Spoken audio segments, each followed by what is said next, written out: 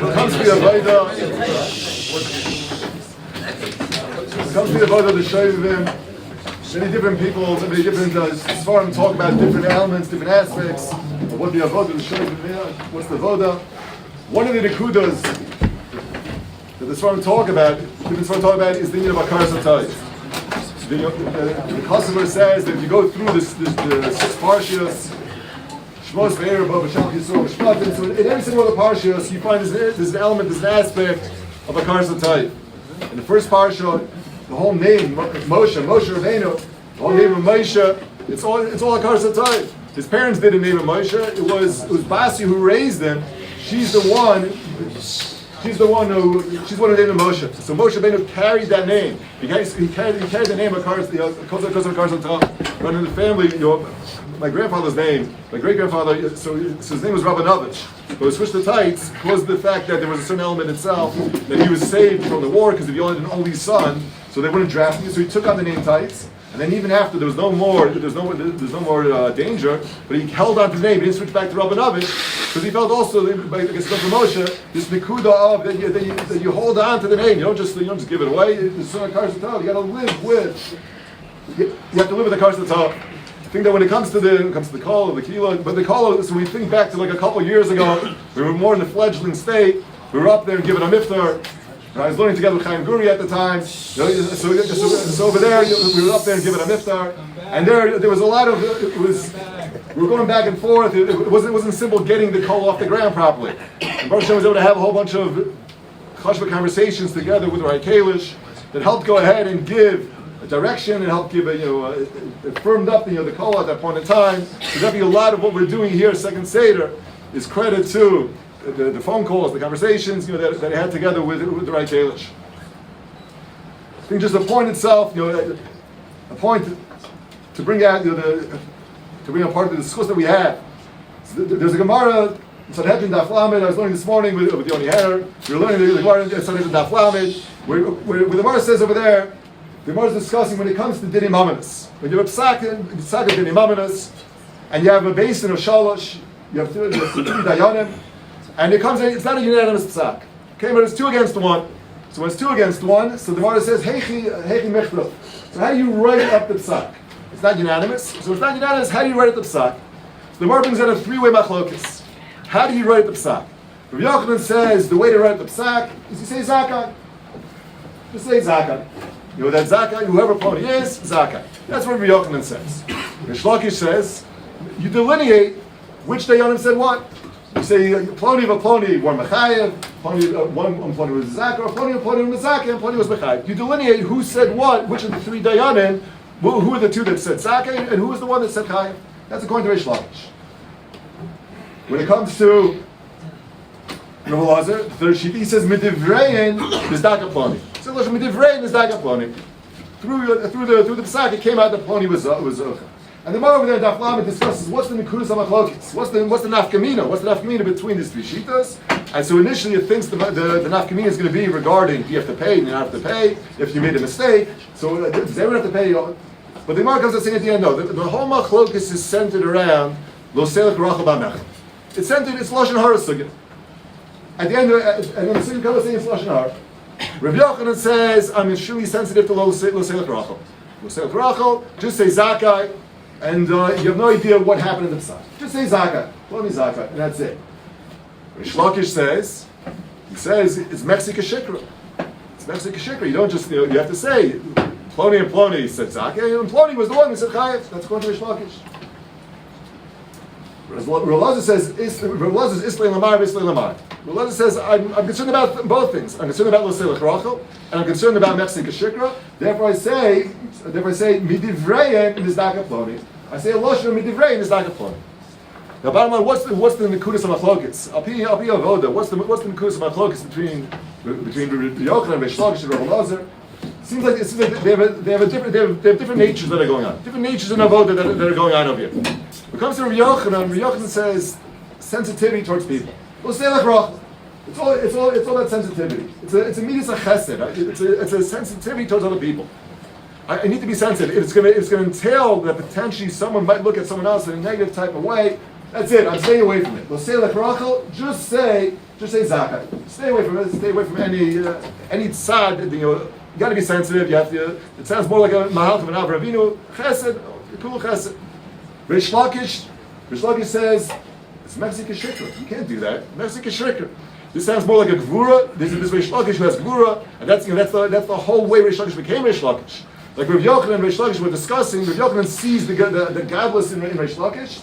He says, and he's able to see the godless. He's chesed, and Rish Lakish has a gvura. Chelek l'raisa. He's got gvura. He takes that gvura and he says, "Mefzik Shikri." You gotta say who said what. Don't come out. Don't afterwards put your arm around him and say to him, "Listen, I was really on your side." That you can't do. But you have to make sure that it's a Mefzik Shikra. Rabbi Elazar says, "Islam Amar, Islam Amar." Rabbi Elazar says, "No. You know what? Both these sides, they both have validity to them." Rabbi Yochanan's mahalach has validity to it. Rish Lakish's mahalach has validity to it. You have to find a way to go ahead and synthesize both of the mahalachim itself. You got to find a way to have both on one hand. You want to be sensitive, but at the same time you have to go ahead and have a gevura as well. You need that synthesis itself. That nikuda, when it comes to avoda, I think that's very much the mahalach itself. With the prioritz. Rav Nachman ben Vitebsk, so we had a conversation with Rakesh. He said that the mechtavim of the prioritz. Rav Nachman the Vitebsker, very into the mechtavim of the Vitebsker. So the Vitebsker, the prioritz in Michtav Chavbeis, he talks about the idea of being samech b'chelko. And when it comes to being samech b'chelko, he says that there's an need to be samech b'chelko, not just in gashmis but in ruchnis. He says, but together with that, you have to be able to have a synthesis. On one hand, you have to be samech b'chelko when it comes to ruchnis, but at the same time, you have to say chayavodim domer masay v'yom masay l'masay v'osay. You have to keep on having shifas as well. You have to be samech b'chelko and still shifas. You have to be able to go ahead and straddle both sides of the fence. You have to be able to go ahead and be Rabbi Elazar. It's not enough to just go ahead and look at a person and say, "You're unbelievable, you're great," and just stay where you are because you're in a great place. That would be just okay. That's extremely sensible. Says Rachel. But then again, also says you can't just be gvurdik and say you can't go. You can't go ahead and just say like this. But Rabbi Yochanan say everything's godless. But when I say Rish Lakish says, "But there's gvura. Where are you up to?" Rabbi Elazar says, "Take both and synthesize both together. Appreciate the makom that you're in. Appreciate the place that you're in." And at the same time, don't just go and stay there, but go ahead and take it too as far as you can go. And I think very much that's the Nikud itself, that I think that the Rakesh embodies that element itself, of being extremely understanding, being extremely accepting, appreciating every single person and the place that they're in. And that's an unbelievable milah. But at the same time, there's expectation for you to keep on growing. There's expectation for you to keep on growing and developing in all types of ways. And that's very much what's going on over here also. That's what the Olam that's here, that's what the Olam is doing. The Olam on one hand has, they celebrate each other's. Each other's, any type of person makes a siyum, any type of person, accomplishments. Everyone's celebrating each other's accomplishments. At the same time, they're growing together and developing together. So therefore, there was a very fitting thing over here, for us to go ahead and have. To have Rakesh go and address, the Kollel, the Kilo, it's no real discuss for us.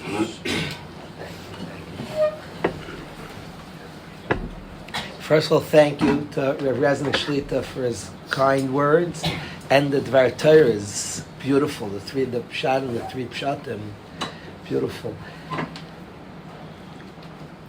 I appreciate this whole matzah and the Rav Reznick Shlita who leads it. I want to try to give a shtickle what I see here in this chevra, in this matzah, and in the Rebbe, the Rashiva who leads this matzah. What a nakuda I see. I'm trying to learn First Seder. I want to learn First Seder these days. I moved to try to learn a little more and to try to learn the First Seder. That mixed hatzlacha, but I'm working to learn the First Seder. So first I got a very good chavrusa. I need a good chavrusa. I need somebody I just pleasure. So I got Maishi. Is Maishi here? If he's here or not. I just got a good chavrusa. I learned with my son Maishi Kalish. That was one thing. I need a chavrusa that I'll enjoy coming. Then I'm trying to figure out to learn shtark, and I see it can't be tense. The first week, that wasn't going to keep me learning. It was too much tense. I really like learning. I don't need tense. I really like it. A lot like tenseness and intensity can sometimes mask. Nobody goes home and has with his wife like an intense supper. You just like each other. You don't have to That would be like weird and not the thing itself. It has to be calm and nice. It's just nice, like a geschmack. And it's, we come, we learn to like nice, besimcha, geschmack. We like enjoy the matzav. And I've been like figuring things out in the Seder. Baruch Hashem, we're having Baruch Hashem. It's been good and working. It's been good. And I observed in my father, he was a masmid nifla. His schedule was wild, but he was a chiller. He was if I said by from covered, he was like a geschmack, such easygoing. It was like a geschmack to be around. He had none of the tenseness.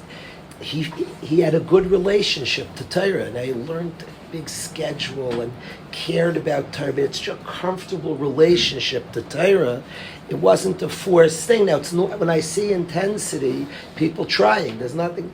If you'd see a couple being intense, dear, how's it going? They're working. Maybe one day they'll even have a relationship. But it's not bad that it's intense. It just means they haven't gotten the thing yet. They're working towards the thing is comfortable and calm and sweet. And I saw somebody who had my father relationship to Torah, like a very serious one. It was like there was a calm, like sweet and geschmack. For somebody had a schedule and so into it, the relationship was very sophisticated, very developed with Torah. And I see in Rav Reznick Shlita, this type of with long years, I see this type of a certain calmness, a certain yishuv hadas, a certain comfort level to Torah and avodas Hashem, and in the chabura that's being the minyan that's being formed, the chabura, the kollel, when something is just pleasant, you walk in, it's like sweet, there's smiles, it's like a chiyus. There could be a beautiful. The relationship to Torah could be wonderful. And two chaverim sit down, study Torah with chiyus, with beauty.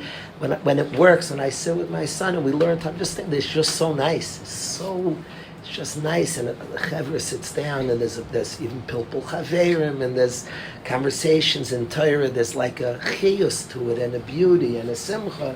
So that the room, you can feel it here. I was zeicher to daven here on Shabbos, and I was zeicher to walk into the kollel. Even just to walk in, there's a buzz and a chiyus and a comfort. There's smiles here. When Mart like called out something, geschmack. It's comfortable. It's nice. I'll tell you something interesting. I'll tell the chaver something interesting. I went to a levaya recently. And the speaker spoke. It was a very sad matzah. The speaker spoke, and I wasn't pulled to it at all, like zero. It was funny, like emotionally, I wasn't, and nobody in the crowd was. And I saw this. It was very sad. It's hard to speak at such an event. It was a sad event, but the speakers were trying hard to be sad.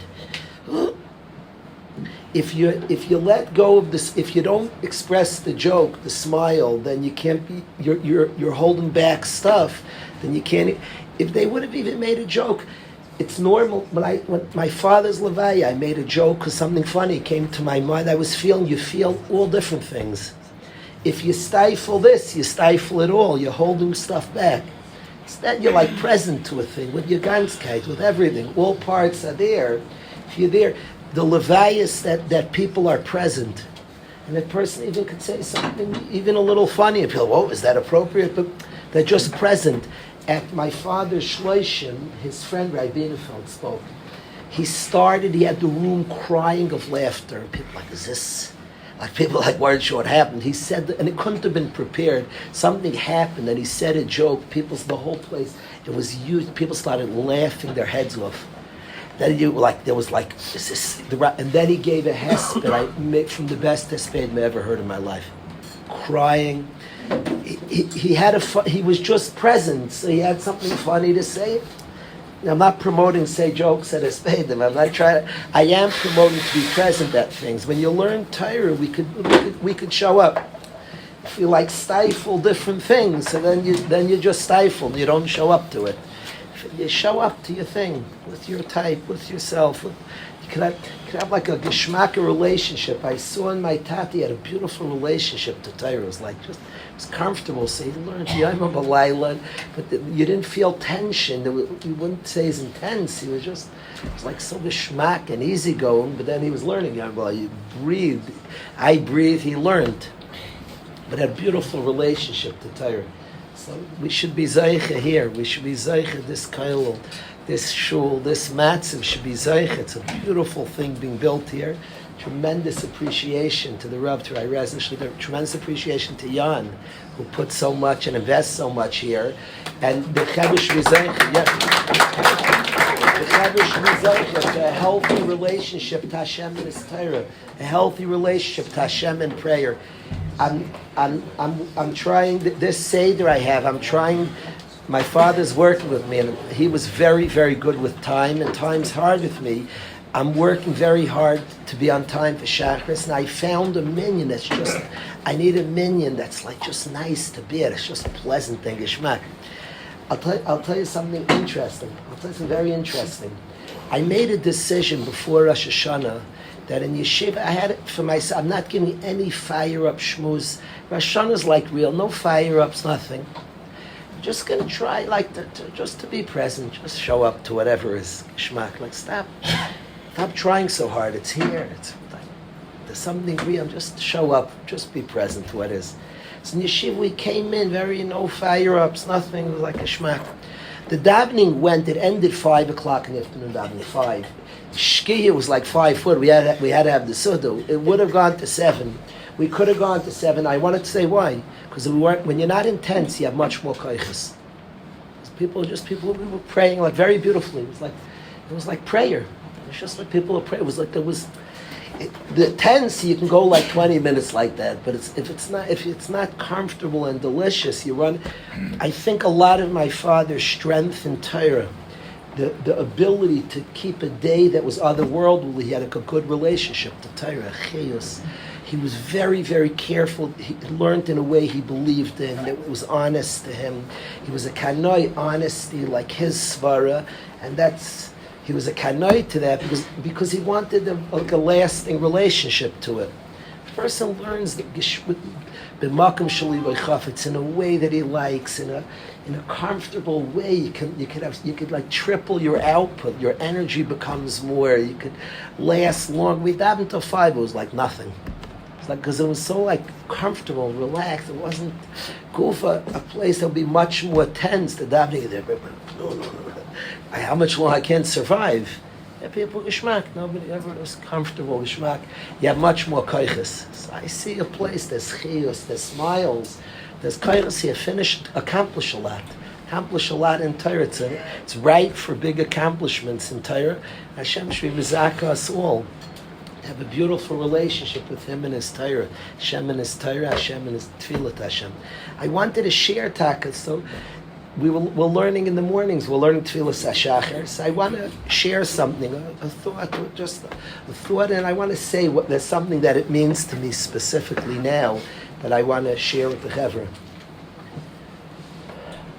Rav Yaakov Hillel Goodman, a friend of many of ours, wrote a beautiful sefer on brachas, very beautiful sefer, and he did something I like a lot and I get nervous about. The Rebbe, the Lubavitcher Rebbe does a lot. I like it and I get very nervous. All the shitasas get me very nervous. The Rav, it's interesting. Reznick Shlita did it, and I like it and I get nervous. I read a lot. I read from the Rebbe's does this a lot. There's certain tzaddikim, they take Beis Hillel throughout Shas and make it l'shitasei, and there's big Kadmainim have done this also. The Rebbe is the most recent who was like very busy with this. I get nervous from it because in making l'shitasei is always dangerous. If you try and just emes, like truth, you could stretch and push and tug, and then is that l'shitasei? Like I get nervous, but I also enjoy it. It's so geschmack, and there's probably a lot of truth there. It's a complicated thing to make l'shitaseis. First, you have to learn something for itself, but there's such an inyan. In matter of fact, it's interesting. The Barditchever says that Masech, the Levi Yitzchak said that Avos is called Avos. What's it called Avos for? It's that many pshatim why Masechta Avos is called Avos. The Barditcher of Levi Yitzchak said that these shmuos are the av of all their shittas and shas, which is mamish this type of shitasei. And he said what they say here is like the shirish, so it's called Avos. Like if you want to know, like Rabbi Yochanan's Chesed, like find an Avos and then he'll show you around Shas, and there's such a style. So Rabbi Yaakov El Goodman wrote a sefer like this in Brachas, where he shows the shittas that are being said, how it's consistent elsewhere. It's very fascinating. I love it and I get nervous, both. The nervous is good too, and do things like that. Go on a limb. Let's go. So it's delightful. It's a beautiful sefer. I'm enjoying it thoroughly. I'm learning brachas. I'm enjoying. He says beautiful things, and he tries to show like a broader context of what he says. Elsewhere, very interesting, like really interesting stuff. I want to share something that's not. This one doesn't get me nervous at all. You'll hear that it doesn't fit this. I'm just giving the context of where the sefer is coming from. This one is not like. There's a Gemara in Sukkah. Rabbi Eliezer says a statement that like is a little shocking. Rabbi Eliezer says that in his life, Lo yamarti davar shlo yishamar mipi Rabbi. I never said anything I didn't hear from my Rebbe. That's a shocking statement. They bring from Pierre Rabbi Eliezer where he said things like shamam that nobody ever said. And here he says, I never said anything I didn't hear from my Rebbe. So they ask, there's kashas, they ask, Rabbi Eliezer says, but I don't want to even hear from a kasha from another place. I want to analyze that statement. I never said something I didn't hear from my Rebbe. So of course the standard teretz, I don't mind that it's standard, but is it the full pshat? Is something chaser? The standard thing is everything he said had its root in what his Rebbe taught him. Was from the way his Rebbe gave him. I don't love it because then how do you weigh that and decide? Nobody could figure out. Nobody can untangle. You can't say or not say. And maybe Rabbi Eliezer is on the Madreg. He could figure it out. Of course, if somebody learns from a Rebbe, you can't. How are you measuring your brain? If somebody gets something from a Rebbe, they plug in. Of course, it affects their whole life. Of course, it affects their whole, who could I like to say in my own life, what things come from my Rebbe? It's not a figure out, so then to say a statement, I never said anything I didn't get, that I didn't hear from my Rebbe, and he means, had its root, everything's good. If you learn Torah with somebody, if you learn, then it has big shrushim to everything. What's he saying? I never said anything I didn't hear from my Rebbe. So it needs a pshat, it needs a pshat, what's being said. It's very cool that the same Rebbe Eliezer, it's the same Rebbe Eliezer who says it in Sukkah. And in Brachas, Rebbe Eliezer says, it's a Bryce, and Rebbe Eliezer Omer, and he says 4 things cause the Shechina shetisalik me Yisrael. It causes this goyim the Shechina shetisalik me Yisrael. One of the 4 things is a Omer davar shlo yishama mipi Rabbi. If you say something, the same Rabbi Eliezer says this, that he says, I never said that in Yom Rabbi. Here he says, Ha'omer davar shlo yishamar pi Rabbi is goyim l'shchin t'salak me Yisrael. If you say something you didn't hear from your Rebbe, you cause the Shechina to leave. So here for sure can't be that pshat, that what he said has its roots, because he's saying you're not allowed to say something shlo yishamar pi Rabbi. So how do you decide? Whatever you're saying, you can say, because of what my Rebbe gave. What's he mean here? He says, "Oimer davar shlo yishamar pi Rabbi causes the Shechina shetzalak Yisrael." And obviously, the same Rabbi Eliezer, when he said "Me'olam," I never said anything shlo yishamar pi Rabbi. He means the same Rabbi Eliezer. So the Rishonim speak out. The Rambam says pshat. The Rambam says pshat. Oimer davar shlo yishamar pi Rabbi causes the Shechina shetzalak Yisrael. The Rambam says pshat that it means that don't say something stam. If a Talmud speaks, everybody associates him with his Rebbe. The Talmud speaks, everybody associates him with his Rebbe. So don't say anything shlo yishamar pi Rabbi means, if this Talmud just says something stam, everybody's going to think it was from his Rebbe. So it means, quote, if you have anything from anybody else, you mechuyev to quote. That's what it means. And if you don't do this, you cause the Shechina shetzalak me Yisrael. He's falsely representing his Rebbe. He's saying, so it means that if he ever quoted somebody else, he'd quote it by name. If it was said stam, it was his Rebbe. I never said in the Shlashon Pi Rabbi stam. I would quote that person. I would say it's my own chiddush. If it said stam, it was his Rebbe. That's how the Rambam explains the Gemara. Rabbeinu Yoina says that it means kipshut. It means that he never said something they didn't hear from his Rebbe and quote his Rebbe. He would never say my Rebbe said and he didn't hear it from his Rebbe. So what's Rabbeinu Yoina talking about? He never lied? You're a guy stam a ligon, he's stam saying a lie. He says, I never said something from my Rebbe that I didn't hear from my Rebbe. So Rabbeinu Yoina learns. Never said my Rebbe said, and his Rebbe didn't say it.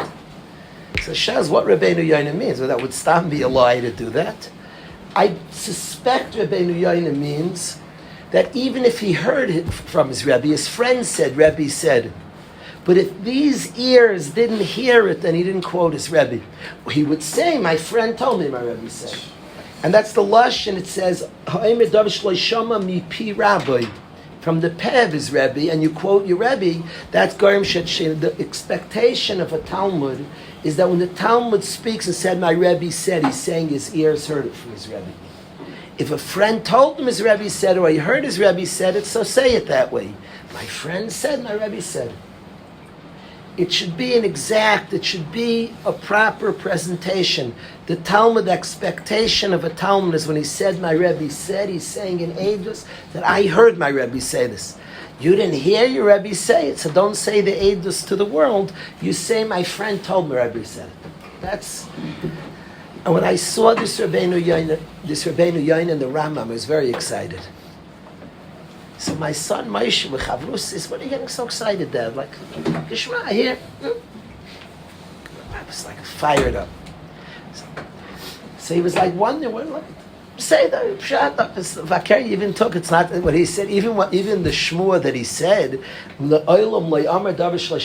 Rabbi means that if he said something stam, it was from his Rebbe. I never would say something stam that I didn't hear from my Rebbe, because if I heard from somebody else, I'd quote it. So excited to say that you made that statement like much more vanilla. It's not such it's a funny like zach. And here, this Rabbeinu Yoina, if you're quoting your Rebbe, people can expect to understand that means your ears heard it. And because if your ears didn't hear it, say, my friend told me my Rebbe said. What gets me very excited and what's important to me and what I'm thinking about is to all of us, raising mishpachas, all of us, in our own homes, are bringing a legacy of Torah. Merasha Kilas Yaakov. We're bringing a world of Torah to our homes. I think to myself, my own children have from their Zayda, they have like a legacy of Hanhaga, of a life. They have like a world of an order of what's right, of what's important. Like mamish, a legacy. My father taught us things. Somebody made jokes and made Yidden happy, was like a big tzaddik in my home. That was like a very high, a learner of Torah was any. Chassidish, Litvish, Sfaradash, Revadi Yosef, who spoke Kavrat Torah, Gadol, Tzadikim, Loim de Torah, any Loim de Torah is a Talmud Chacham, any Kol Tfutz is Yisrael. The Yid, it didn't matter, put a label, Mizrachi, Sfaradash, all these things are silly. He learns Torah. A distant cousin came to Shiva. I said, I know about your Sefer on Tosefta. My father told me he learns Torah. He wrote a Sefer on Tosefta. Somebody learns Torah was a value. Somebody makes Yidden happy. Singers were very respected. They make Yidden happy. Somebody's a singer was Rav Lipa Schmeltz in my home. He sings. He makes Yidden happy. Big stuff. Big. That was like in the home. Big stuff. He makes people happy. To the point, I brought Lipa Schmeltz and came to Sulam to make the Chevra happy. And my father was next to me, and he spoke before he sang. And he said, if you have a tain on people, you should be meichel them. So my father turned to me and he said, I have a tain on somebody. Rav Lipa said to be meichel, I'm going to be meichel them. Told me I'm going to be meichel, I'm going to work it out. At Shiva, a Yid came, he said, I'm good friends with your father. And he said, I'll tell you what happened. The guy said, you may find this interesting. Your father called me and we schmoozed and everything. And he told me that Rev Limpa told him to be Michael. I sat next to my father when this guy came. He sings for Yidden. He makes Yidden happy. There was a value. There was like a big zach. Sings for Yidden. He makes a smile to Yidden. That's a big thing. So they have values and things. We have things, Zachen, that were brought, a Messiah, of things that are true, of things that are precious, of things that are important. And I'm so moved by this Gemara, the Achrayis of the Talmud, that there's a loyal legacy of the Rebbe. I'm moved by that. I'm moved that you can expect on a Talmud who said, my Rebbe said, it means my ear is ready for my Rebbe. A loyalty to something. A deep loyalty to a Messiah. You can expect that. He said, my Rebbe said, he doesn't even mean that I heard that my Rebbe said. It means my ears heard it from my Rebbe. I'm moved by the loyalty to a Messiah. And for Rabbi Eliezer to say a statement, it's just, there's a loyalty to what I say and what I give over. And I think to myself about all of us starting homes, in our own mishpachos, in our own houses, just being loyal to the right ideals, to bring home beautiful things, and the ikar place of our impact in our life. The main place that's mutal on us, our wives, our children, the chayayim tluyim aleinu, that we can bring home beautiful things, beautiful seder advarim of what's precious, of what's important, of what's celebrated, of what's valued. We could bring that home to our families in a loyal, beautiful way.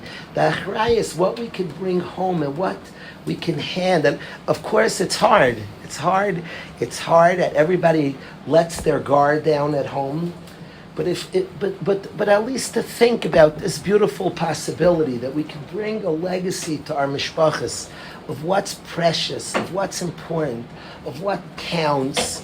And this loyalty, Rabbi Eliezer, again, do we have, this is a Rebbe Muvak, he's talking, I don't know if we all have a Rebbe Muvak, we all have our own sugyas in the Rebbe sugya. I'm not really coming to speak about that. What hit me, I don't know, even in the Rebbe sugya, my father's my Rebbe, I have Rebbeim, I don't know if we have like a Rebbe like this. I'm not even what's hitting me.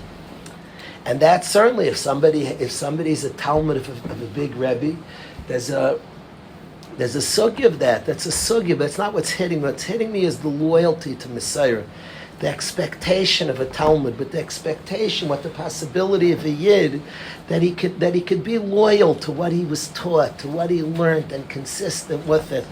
And I think about my own father, what he brought at home, there was a loyalty to Torah, a loyalty to Hashem that was consistent, there were values brought home, beautiful values that were lived by, that were kept, that was celebrated, that was such loyalty to something it's beautiful. And for children, grandchildren, to then have a Messiah on serious things.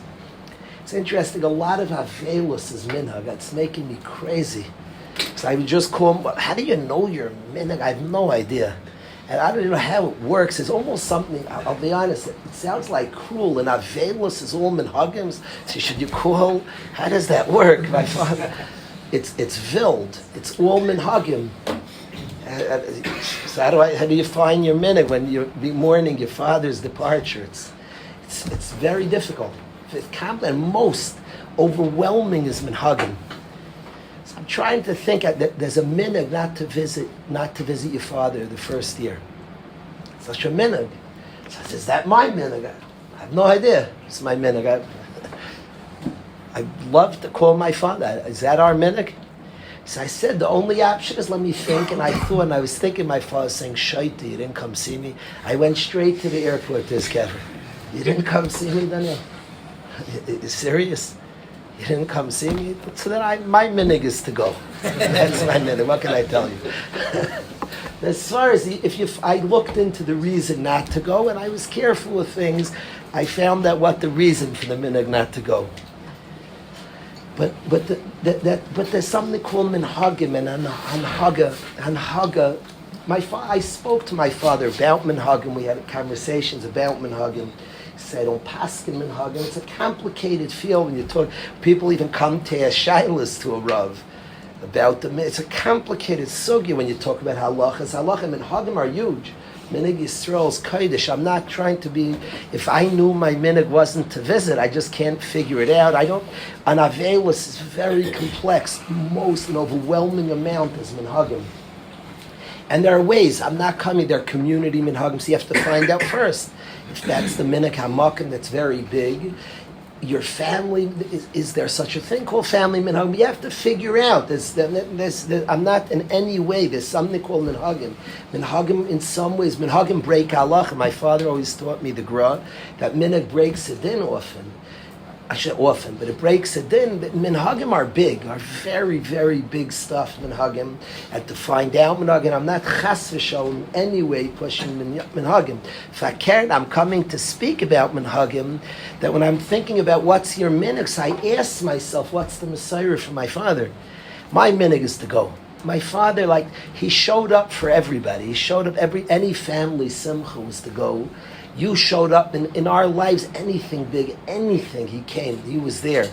So our minhag to say, I can't picture facing him, and they say, you didn't go, why? You didn't come, why didn't you come visit? What was your cheshbon? So that for sure, that minhag means, so what anhaga did he give? What was the anhaga? That was like pashat, I asked my sister, is a chachama. I told her what I did. She's like, of course. No kidding. Of course. That's our minhag. Duh. So they say, but there's anhaga. The only reason anhaga, I didn't know what to do. Then I just thought, what's the anhaga? And I thought of my father, and it's like vada. I show up. If I didn't come, it would be like a pella. What? You didn't come? Why didn't you come? What was your cheshbon? Explain it to me.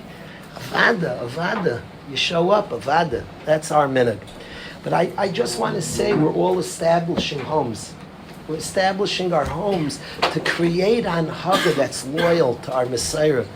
Create anhaga, create a home that Yidden has spoken well of. Create such a home. My father in the home spoke good about Yidden. I'm so thankful. Spoke nice about Yidden. That's what it was in the home. That was the anhaga. His friend, Ray Brown, was friends with my father for 60 years. He said Eidos B'Rabbim. Ray Brown is a goyin b'Torah, was a tzaddik. He said Eidos in 60 years. I never heard one word of Lashon Hara from my friend. 60 years. He said Eidos. He didn't knock Yidden in the house. He spoke good about Yidden. At Shabbos Sudas and anything. He was a Rav. He was involved in he spoke good about Yidden. Yidden was spoken. He did not say Lashon Hara. He said good Zachen on Yidden. He was excited about Yidden. Yidden were spoken very highly of Yidden. Spoke big. You heard big stuff about Yidden. We're in our homes. We're making anhagas. We're establishing something. It shouldn't be lost on us. The opportunity, the possibility. Maybe sometimes it's hard to think about because we live day in, day out, that it's overwhelming almost to think about a Messiah, but it's I'm living it now. I'm thinking about it now. I'm thinking about what we're missing, what my mishpacha, but what we have, what we will always have. There's anhaga, there's a minhag, there's minhagim, there's a system of values. You know what it means to have in a family? You were taught that if somebody makes Yidden happy, is and then he says to be Meichel, then you're like, the Rebbe hat gesagt. You know what it means? That there's a value system. He makes Yidden happy. Somebody was funny, crack with jokes. In the home, that was like Kodesh Kodesh and Bemis. Quoted the Gemara Tainis. But that wasn't just a quote. That's it. Somebody's funny. It's he gets it. There's the tzaddik. Bemis, that's the way it is. So always somebody makes Yidden happy is show what's bigger than that. Could you tell me? My father never missed simchas. Nobody simchas. Nobody. It was bizarre. A straight, a vertical l'chaim, people, no kvetch, nothing. For somebody who had a crazy schedule every night, simchas. But you could say, it's his third l'chaim. He had a l'chaim here, but there wasn't a word. He's mega simcha. You got a simchas. On Hagav, Yenes simcha, you go, there's not a word, it's not a question. People wrote so many letters to us. It was always he came, and we knew he went to they just went to simchas. But b'simcha Rabba, No, and travel, no question, the distance, the amount we clear and question and are mifalpel. For a Yid who was very busy, somebody, Simcha, is like, end of the story. So the Yid's making a Simcha. What are you, misamech with Yidden? That's like Pasha. It's not a question. So then on Haggis we can bring in a mishpacha, Torah ones that we have a rich Messiah of Yiddishkeit, loyally and with loyalty, with consistency, with thought. We could bring something beautiful to our homes. Han Haggis of speaking good about Yidden. Han Haggis of being misameach Yidden. Han Haggis of caring about our people. Our people matter. Our people are spoken good about. Our people are he saw a soldier, he's protecting our people. A soldier, no, it wasn't like a thing, wasn't sometimes he said like, this wasn't, sometimes we want a teaching moment to our children, kids. They weren't teaching moments. It wasn't like that. It wasn't like, kids, he's a soldier, let's be. No, it wasn't that way. It was like consistent. He's protecting Am Yisrael. That's and Haggis that were minhagim, that were like deep. They were part of family life. So I say, as we're constructing ourselves, and it's certainly something maybe day in, day out, it's hard to always think big picture. But Lamaisa, we're establishing homes. We have the possibility to build homes on like cool ideals that are like meaningful and matter. We'll have Bezas Hashem, we'll have Einekluch and Ir Einekluch. And we sometimes there's a reason, I'm in a reason to think bigger picture.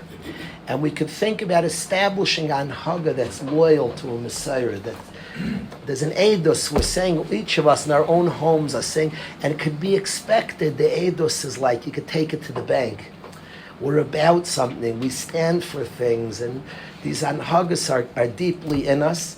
There are times we could think about those anhagas, what we've acquired, what we've learned in the Torah, and make them part of just who we are and what we are. And it won't be teaching moments to our kids. It's much deeper than one saying to your kid and saying to you, who made it? My father taught Hakaras HaTov to Hashem. He was always so appreciative of everything. Like, gratitude was a huge, that was life itself, was gratitude, that you appreciate. There wasn't a toll booth we ever went by, ever, that my father didn't thank the guy for picking up the toll, ever. There was there was no such thing. He appreciated gratitude. He said, Reb Chaim, that's what he spoke about, and the house was like built on gratitude. Appreciation to his wife for cooking a meal was full. He sang the song, thank you very much. It wasn't just he sang it. He was appreciating, really appreciated a lot. A gratitude, a presentness to things that were going on around. Gratitude was like that. It was a basic anhaga that was like there, and to just be appreciative to things, like very, very appreciative to all different things. So they're anhagas we could loyally put in our homes. That's what hit me to this Gemara. There's anhaga of a Talmud to a Rebbe, but all of us have a Messiah that we could be loyal to, and it could be expected by others around us that they see somebody saying a loyal edus. We're all atem edeh. Hashem says the pasuk in Yeshaya. Hashem says about Am Yisrael that we're called edai. We're called the edus of Hashem. We're edim. All of us are edim. All of us are Edom. The very Shabbos that we keep is an Edus. We're all Edom, Atem Edai. We're the Edom of Hashem. We have a rich and beautiful Messiah that's valuable, that's precious. The opportunity in our lives to be loyal to it. The Rebbeinu Shem should give us all. Siyata D'Shmaya, every single one of us, to have a loyalty to Hashem, a loyalty to His Torah, and to bring that to our mishpachas. Arya, we could sing something here. I don't look at it like nobody should be insulted if we're all 93. I'm singing for me. In yeshiva, like guys come back. On Friday nights, I give out grape juice. A guy could be like 60, he's like a goyin b'Torah. His mati dahan comes up for a grape juice. It doesn't matter Sparkling? to me. Yeah. In my shul, I once sang on a Friday night, and a guy said it was early. Today he wouldn't say. He said, "You're treating us like babies." To me, I'm a Levi. My father was very into music. We sang, my father was at the end we were singing with him. That's what we would do. I don't know, to me, like singing, it's only become as more and more important to me personally. Zmiris, a good zemer, a good song, a varma song is more. If we could say Kirvis Elikim Li, that second key you did last night was good for us all.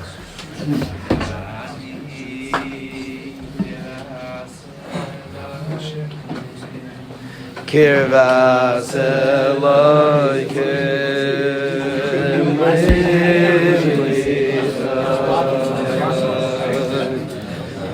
Vani Kirvas Vada. I should have asked this to start it. Kirvas Elohim. I was hiding him. Lito Nachamo Vani Kirvas Elohim Kirvas Elohim Lito Ani Kirvas Elohim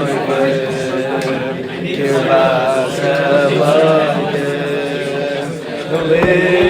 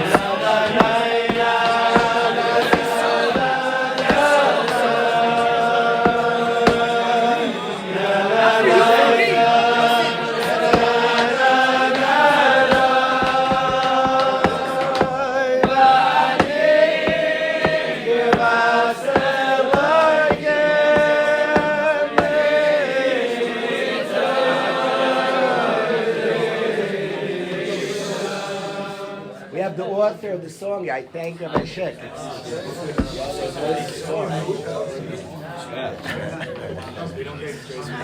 Solo. So we get a solo.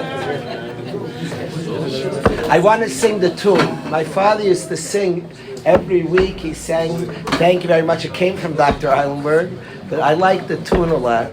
The tune people use for Shabbos songs.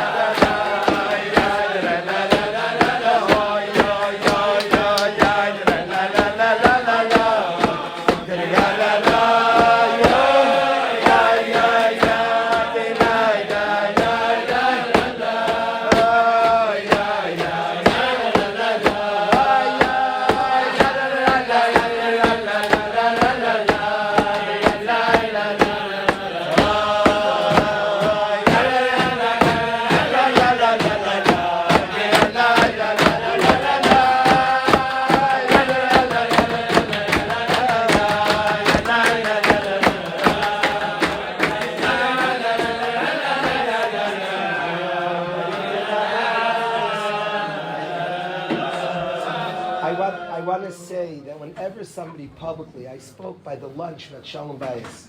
Somebody speaks about Shalom Bayis. So if somebody has a matzah that's going well, Baruch Hashem, so then he feels, he shakes his head, he feels good. And if somebody's struggling, just feels shamed. So what do you do speaking about it? It's a good rallying cry. Nobody should feel shame. Zero. You're being mechazik. We're human beings. Then it's nisyanis in the world. We're being mechazik. Sometimes the bigger one on the Indian is the one who has an assignment. It's bigger. They're working. We're just being mechazik that it's worth effort. It's beautiful. It's a beautiful thing, and a person should work. That's the most important friendship in the world. It's not to create a shame. The bigger ones in Shalom Bayis are the ones who struggle, of course. They're working on a sugya. They're harving on a sugya. That's Reb Nachman taught the world about simcha because he struggled with simcha. He wrote on himself, obviously. Somebody who's like this born smiley doesn't have anything to teach on simcha. The worst coaches in sports are good players. They're terrible coaches. Always the backup catcher is the best coach in baseball, always. Because the guy barely played and only thing he had is like he knew the game well. So it's not a vert, whenever you speak about it, it's not to shame anybody, chas v'shalom. It's to be mechazik in Inyan that's worth effort and time and value. It's a value to Yidden coming close. In the world of Chassidus, always cared about Yidden being together. The biggest place ever was the husband and wife, the care of husband and wife. So when we talk about bringing values home, maybe the biggest thing he brought the Scrabble games with my mother with Kodesh Kadashim. They played Scrabble for 55 years, keeping scores at Zach writing down the Scrabble games with Kodesh Kadashim. We could bring Anhagas home that we're working towards and on a big picture to bring values of home, the way somebody speaks to their wife. That's the biggest value. Gratitude and appreciation and respect and struggles in these inyanim are not to be shamed that a person works. And the biggest inyanim, the struggles mean that you have big things there. It means there's big things that lie there. But be'emes, we could bring home big things. We can create together with our spouses a tremendous messiah of beauty, of specialness. And once in a while we could think about the big picture, even though of course the day in, day out we're humans. I wanted to bring up the big picture. I thank the guys for letting me. I thank Rabbi Reznick for letting me come. Everybody should have tremendous hatzlacha. Thank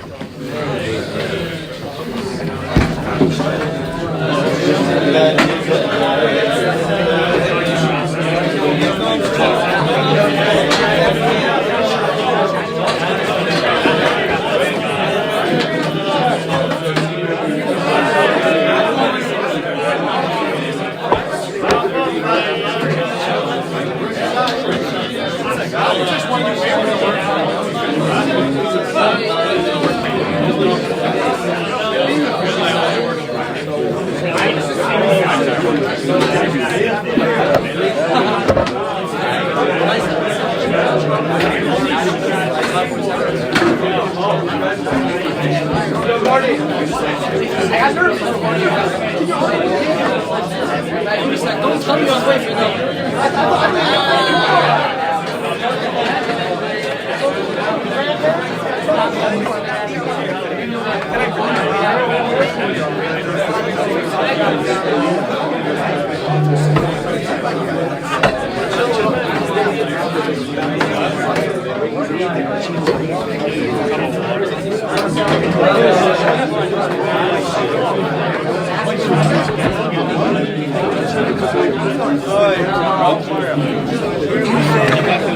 Danny, we learning?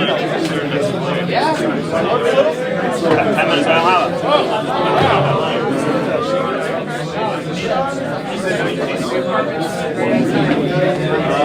You go on, how are you?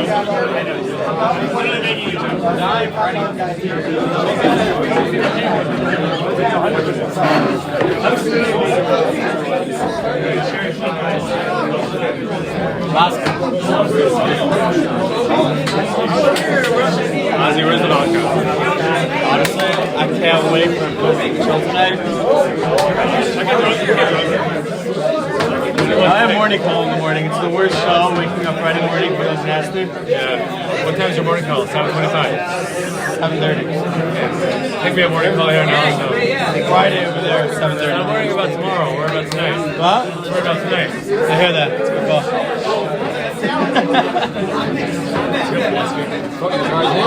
7 o'clock. 7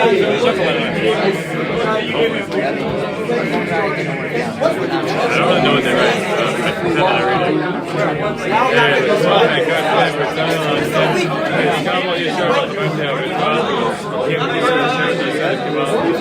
read it. Covering it? No.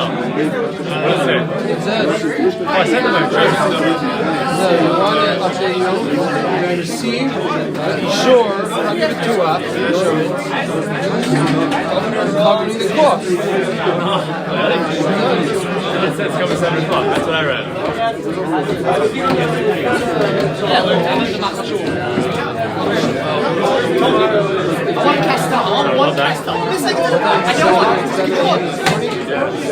Yeah.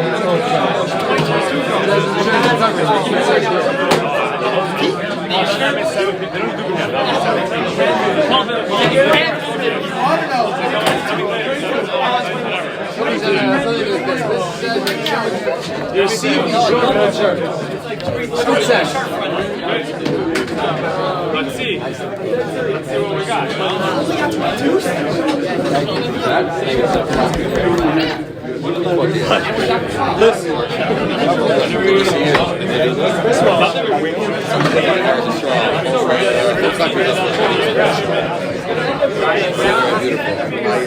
We've never been here together. Send our regards. Need anything? Yeah, we're here. I live